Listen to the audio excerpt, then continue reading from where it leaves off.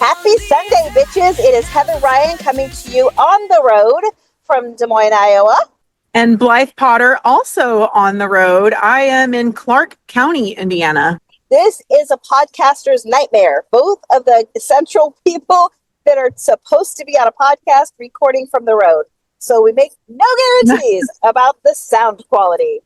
But we'll do our best. Absolutely. Blythe, tell me where you're going or where you're heading from.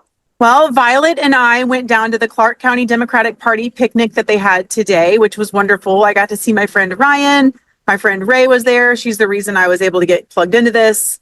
I got to meet a lot of really cool people. I got to see Dr. Mayer, which if you don't follow her, follow Dr. Mayer on TikTok. She is amazing. You know, it's just nice to be able to be in a third space that accepts my daughter being there. There are other kids there, and just to be able to tell people what my platform is and see what other counties are doing. It's been really amazing. So we're heading home now. I think that's one thing that people don't consider is when you're a parent and you're running for office, those parental responsibilities don't go away. So taking your kid with you is a big deal. It's a big deal, but we're trying to be pretty intentional about it. Not because we still want to make sure we spend time with her, of course, but I want her to be part of this process. And when she's older, I want her to be able to walk into a room of people, political or not, and be like, oh, it's okay. I've been around groups of adults or people older than me, because a lot of times I feel like we don't invite children into that space. And as a working mom, also trying to be a politician, we don't often invite women with children literally together into these spaces. And I have to tell you, the Indiana Democratic Party has been phenomenal about not just myself, but other parents bringing their kids in these spaces. We were at a dinner a few weeks ago in District 9 that there were two kids there, and I really enjoyed it. You know, instead of seeing it as a burden, people are like, yes, if you need to bring your kids to be here, bring your kids to be here. That is so refreshing. I am so glad to hear that our progressive party is starting to think progressively. They are. And I had a gentleman I met today. He's like, I'm a Bernie Democrat. And I was like, oh, buddy, me too. Like, I'm right there with you. We got to get rid of the corporate Dems. So a lot of people are really on the same page right now. Well, I am heading to a pop-up protest down at our local ABC network. So that's why I'm on the road. That's so awesome. I'm so jealous, and I'm so glad you're doing that. What's crazy about this whole Disney thing is that my partner, Brandon, he used to work for Disney. So he in on Disney, and he got up in the middle of the night 2 nights ago to cancel our Disney Plus and our Hulu subscriptions. So shit's got real. That's amazing, because Disney was really progressive. I remember when they were battling Ron DeSantis, and I'm like, yeah, Disney, you may be stealing all of our money because you're a corporate turd, but you're like on the right side of the corporate turds. And now they're part of the wrong side of the corporate turds. And I'm here for it. People need to dump them. And honestly, I hope they stay dumped, even if they backtrack on Kimmel, because this is bad. This is so bad. I can't figure out a way for them to strategically backtrack on Kimmel that Kimmel would be acceptable to.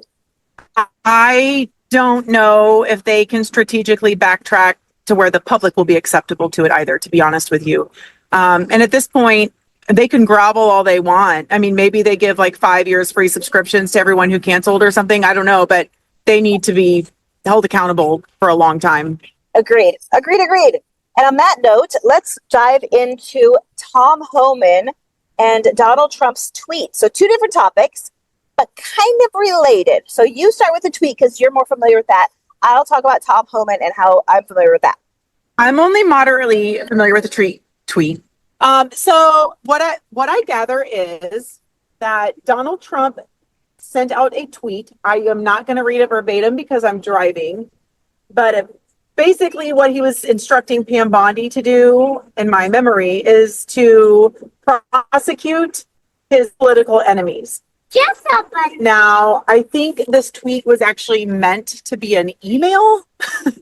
So it's hypothesized that it was meant to be an email. So I have no idea what the deal was. He has since deleted it, but not before, obviously, people got a hold of it and screenshot it, because it's blatantly breaking the law. Yes. He famously does not do emails because he doesn't like to leave that paper trail, but it does look like it was meant to be a text message, a private DM or text message. And it said something to the effect of, these people have gotten away with these bad things that are mean to me. You need to go after them. It's insane. It's insane. Like, didn't they just let someone go because he couldn't find enough dirt on, was it Letitia or something? Like, he couldn't find enough to prosecute her or something. I can't remember. There's too much news in my brain. But yeah, he's just mad that they're not finding enough. Like, I'm actually kind of glad that these people are doing the right thing. Even in the Charlie Kirk case with the boy who, I guess, man who shot him, like, they're saying, no, there is no tie to progressive movement or the left. Like, you guys are, that's not true. So I'm hoping these people continue to stand on their values. Pam Bondi has no values. So I think him putting it out there into the world for everyone to consume says a lot about where his mindset is. And she's such a bootlicker. She's not going to stand up to him. Absolutely not. Oh, so when he was being booed and heckled at that restaurant in Washington, D.C., he actually wants those ladies that were heckling him to be prosecuted as well. Yep, because he just, well, it's so funny. And I didn't like really piece this together myself, but I remember watching it a few times. And I was like, at first, he almost looks like he's excited that they are there. And then he kind of gets mad and was like, get rid of him. But it turns out he didn't realize what they were saying at first. So he was about to start doing his little dance. And then he realized, oh, they don't like me. Yes, I saw the same thing. You could kind of see it wash over his face as, oh, they're protesting against me. Dag blast it. Get these ornery women out of here. Hilarious. I love it so much. I love it so much. Saying that and knowing that he's going to go after different protesters, his political enemies, I genuinely think that people like us, activists, candidates, are in a grave deal of danger. I agree. And that same gentleman who was like, I'm a Bernie Dem was also like, are you being safe? And I was like, I'm as safe as I can be. It's always scary being a Democrat in this state, to be honest, but I've always been worried to be a Democrat in Indiana, but it gets a little scarier every single day because of this media nonsense. Yeah. As we're recording this, the Charlie Kirk funeral memorial thing is going on. We tried to watch a little bit of it, but it was just too yucky. Was it well attended? From what I can tell, yes, but the security is so tight, it's like going to the Super Bowl. I'm going to not say that out loud. Situation to be in. So basically, him asking Pam Bondi to do what's clearly corrupt and illegal leads us into the next topic of Tom Homan, who is the border czar, accepting a $50,000 bribe on camera from the FBI. Can you imagine? I mean, first of all, I can't imagine falling for a bribe like that. Second of all, like, from what it sounds like, it was very obvious what was happening, and he clarified that on camera. Like, how are they going to, they're going to try to get him out of this. They're going to pardon him, something, he's not going to get in trouble. They aren't even pursuing charges. So the FBI was investigating him because a businessman came to him and said, hey, Tom Homan's trying to get me to bribe him. And so the FBI went to Tom Homan and pretended to be businessmen and said, hey, guy, we have a bunch of money that we'd like you to take for this favor that we want you to do. And he took the money on camera, like dead to rights on camera with the FBI, and said all of the quiet stuff you're not supposed to say out loud because he's a terrible gangster. So he's like, thank you guys for this $50,000. Now I will do the thing that you wanted me to do. It's insane how obviously stupid and corrupt these people are. And someone posted a thing the other day that said, I wonder if the fall of Rome was this stupid. And I totally agree with that. It is so dumb. Our reality politically right now is so dumb. I don't understand it. I don't understand how we are here and people are supporting it. That's a darn good question. So we always know about the fall of Rome, but how did that happen? Was it just incompetence? Incompetence took over like it's happening here now? I mean, maybe if you get enough power, I mean, typically people tend to get cocky about it. I don't have a good answer. Now I'm very curious about that, or if it's even well documented, because I mean, obviously it didn't happen in a day, the fall of Rome. You know, did it go down like this? I kind of want a history of the demise of these dictators and fascists. But dictators and fascists would be different from Rome because Rome was a democracy. So dictators and fascists usually end up having a revolution. How did Rome fall? Is But we're my kind question. we're supposed to be a democracy. I don't know. We're supposed to be a democracy too, and we're not. I mean, we're a Right. democracy in drag. Nice. I'm stealing that. That's my go-to for everything now. Like, it has the appearance of democracy, but we are not. And same with like the corporate Dems, the DNC, and many state parties. Like, they're Republicans in drag. They are not actually doing what their platform or their party is supposed to be doing. And really, if you think about it, that is America, and it always has been. Capitalism has been glorified, and so has our democracy. I mean, the Electoral College in and of itself, that is not democratic. And we've had it for Absolutely. It's a way to exclude people. yeah, it's absolutely exclusive. And so is our gerrymandering, like drawing these district lines intentionally and having to have voter IDs, registrations, and this, that, and the other. That is not democratic. It's democracy that appears to be democratic. Right. This country was founded on excluding people. Yeah. And I have to imagine Rome was quite similar. I mean, just think about the history of, I mean, it's the Romans who started all this patriarchal bullshit for the most part. Was it? I think a lot of what's happening now, like, has a lot of origins and ties to Rome, particularly the patriarchy and the pretend democracies where we're like, oh yeah, we're going to include everyone. They didn't include everybody. You know, they suppressed women, they suppressed minorities, they had slavery. That's true. I never thought about it that way. But we've always looked at Rome as like something that is a good thing, something that is positive. Hey, Rome was the first democracy. But were just as flawed as we are. They really were. I mean, they used to have games where people would fight tigers to the death and fight each other to the death.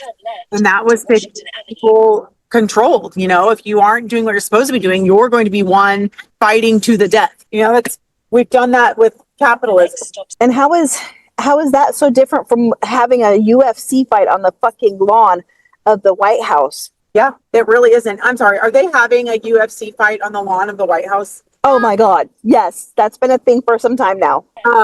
Okay, so there's a UFC fight happening on the White House lawn. He announced that during his military parade, like right after it or before. Whenever he gave his speech, he was talking about having a UFC fight on the White House lawn, and he was not kidding. My understanding is they're putting together bids for the stage or something now. I don't know. Oh, whatever it is, they're getting it together. We're living in idiocracy. We truly are. I mean, generally, anything run by men, particularly white men, is idiocracy. It's dumb. It's got to end. Well, speaking of ending, let's take a break. Let's take a break. Bitches Get Stuff Done, the podcast, is brought to you in part by Fight Like a Bitch, a guide to fighting fascism with guerrilla activism. Available now at the website bitchesgetstuffdone.org. Bitches Get Stuff Done is brought to you in part by Blythe Potter, seeking the Democratic nomination for Indiana's Secretary of State in 2026. Blythe wants to increase voter turnout as well as voter registration and use the NBiz website to help share and teach sustainable business practices for the business leaders in Indiana and bring boring back to the Secretary of State's office. Blythe needs to raise about $10,000 a month to try to flip Indiana's Secretary of State office blue. And remember, turning a red state blue benefits the entire country, even if you can't vote for us. To donate, visit BlythePotter.com. Paid for and authorized by Friends of Blythe Potter. Use of military rank titles or photographs in uniform does not imply endorsement by the Department of the U.S. Army or Army Reserves or the Department of Defense.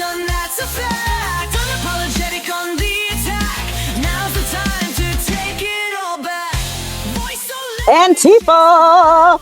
Let's talk about Antifa. The terrorists. Yes. So if you didn't see it, Donald Trump said this week, I think on his social media platform, that he wants to designate Antifa as a terrorist organization. It's not even an actual organization. It's like a movement. Like, we don't want fascism. Like, I am anti-fascism. Right. And I think that's the whole point, right? He uses it in this weird way. He'll say Antifa, like it's a scary foreign word that everybody should be afraid of. not explaining that it stands for anti-fascists. He does not know what a fascist is and that he is, in fact, a fascist. Like, no clue. He's totally clueless. So Trump, as a fascist, inspired me to create the website we support Antifa.com. And it goes over in simple layman's terms what a fascist is, who are some prominent fascists, and what an anti-fascist is. And basically, if you are not anti-fascist, you are pro-fascist. Yeah.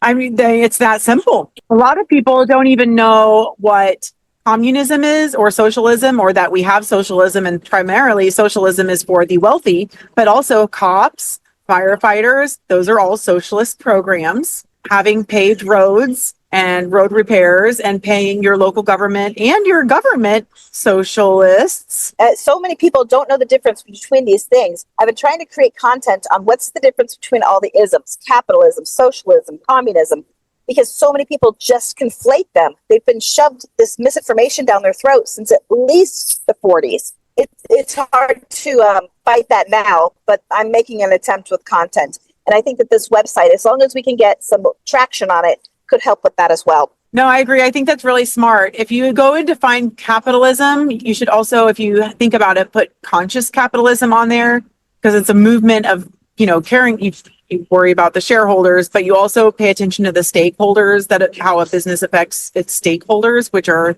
it's the patrons or the people in the community and the environment around the business. We really need to start paying more attention to things other than revenue and income from businesses. We also need to see how businesses and the business owners are treating the community and the environment around them. Absolutely agree. I didn't realize until probably 10 years ago that there are a lot of religious leaders who believe that capitalism is just ultimately evil. It is inherently evil, at least the way that it's practiced right now. Money is made up.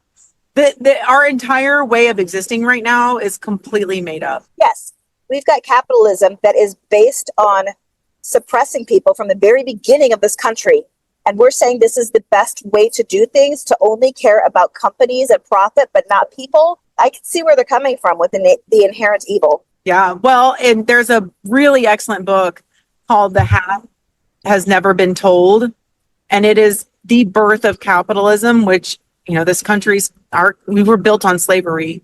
We were literally built on abusing, many times murdering and stealing people of color. Yes. This country was 100% founded on people being enslaved and taken advantage of for their labor. And then we continue to oppress them even to this day. And how is that just conscious capitalism? We've got to start being better about everything. We really do, because we are literally destroying ourselves and our environment. Maybe that's how Rome fell. Maybe it just became too greedy. The rich became too greedy. It could be. We do hear a lot of people saying that we are in late stage capitalism. And I think that means it's collapsing. It's not functioning. People are starting to really wake up and realize, oh, this is not a way to live. God, I hope you're right. Well, Blythe, I am almost to my location. So I think that's about it for today's podcast. It's a short one, but we got it in, right? Yeah. And I think these are important things. Capitalism and what it is, and fascism and what it is. Those are very important things. And it's front and center in everything we're doing right now. So small but mighty podcast. Small but mighty. And if you are listening to this podcast all the way through, by the time you hear it, I will be done with the website. Be sure to go to our website at WeSupportAntifa.com. Tell all your friends and relatives and socials about it too. It'd be nice if people would start to understand the difference between a fascist and an anti-fascist.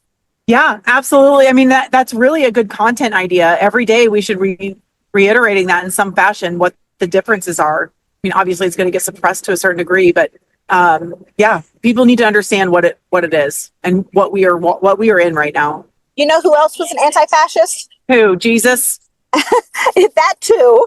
But I would say my grandfather, who fought in World War II against the fascists. The OG Antifa. Yep. Yes. Yep. 1940s. Yep. You're exactly right. And Jesus. Okay, well, bitches, that is going to be it from us from Des Moines, Iowa. I'm Heather Ryan. You can contact us at bitchesgetstuffdone.org or on the phone or text 442-0422. And I am Blythe Potter in Indiana, HoosierBitchesGetStuffDone.org. Awesome. We will see you guys again on Wednesday. Thanks so much, guys. Bye. Bye.